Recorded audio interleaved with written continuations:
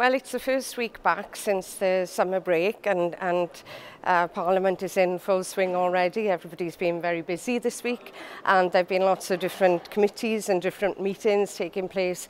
But of course, there's one major issue which is on everybody's mind, which is the Eurozone crisis.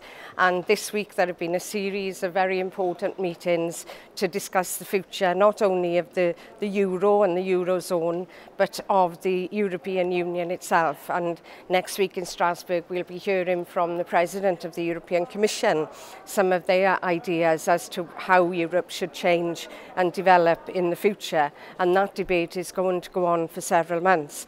And for us, of course, the issue there is, where does Wales fit into all of this? Where will Wales's voice be heard? How can we influence the European Union as a small country which is not yet represented in its own right, but is represented here in Brussels by the UK government when they meet with the other ministers? So that's going to be the kind of debate that we'll be having in my political group, to try and influence the decision making so we raise Wales's profile in the future.